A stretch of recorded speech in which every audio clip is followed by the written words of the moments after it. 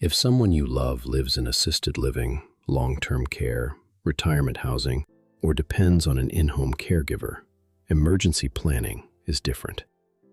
It is not only about what you have stored at your house. It is about knowing who has the plan. What happens when the power fails? What happens when phones are busy? What happens if roads are blocked, staff cannot get in, or a facility has to choose between sheltering in place and moving residents somewhere else? And the hard part is this: the people most affected are often the least able to solve the problem in the moment. So the time to ask questions is before the storm, before the outage, and before everyone is already calling at once. Start with backup power. Do not stop at, "Do you have a generator?" Ask what the generator actually covers. Does it cover resident rooms?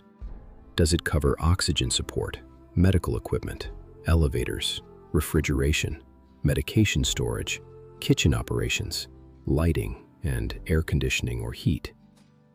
Ask how long the facility can run on backup power without fuel resupply.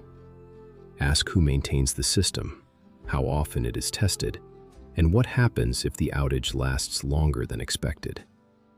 Next, ask about communication. If cell service is weak, phones are down, or internet is out, how will families be notified? Is there one emergency number? Is there a backup number? Who is allowed to give updates? How often should families expect information? And if your loved one has a specific medical need, ask how that need is documented and communicated during an emergency. Then ask about sheltering in place versus evacuation.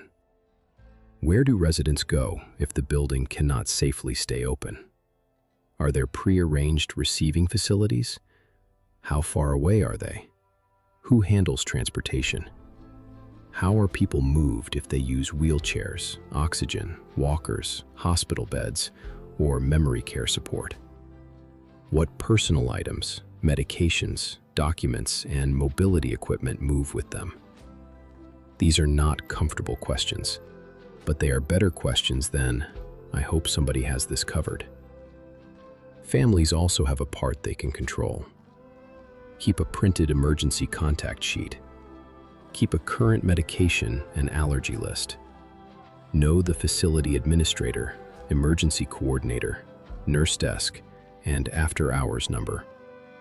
Keep copies of power of attorney, medical proxy, insurance cards, ID, and care instructions where the right people can reach them.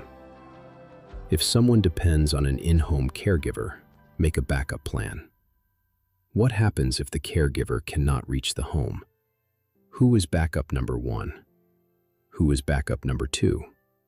Does the caregiver know where emergency supplies, medications, documents, keys, chargers, oxygen supplies, and contact lists are kept? If the person uses a CPAP, oxygen concentrator, lift chair, refrigerated medicine, electric bed, or mobility equipment, write down what needs power and what happens if power is gone. The goal is not to scare people. The goal is to make the invisible plan visible. Because during a major storm, families do not need vague reassurance. They need names, phone numbers, backup locations, transport plans, medication plans, and power plans. This week, call the facility or caregiver agency. Ask for the written emergency plan. Ask who you contact during an outage. Ask what backup power covers. Ask how medications, oxygen, cooling, heat, elevators, and evacuation are handled. And write the answers down. You may not control the storm, the grid, or every facility decision, but you can control the questions you ask before the emergency. For more practical emergency planning tools, visit HomeGridUp.com.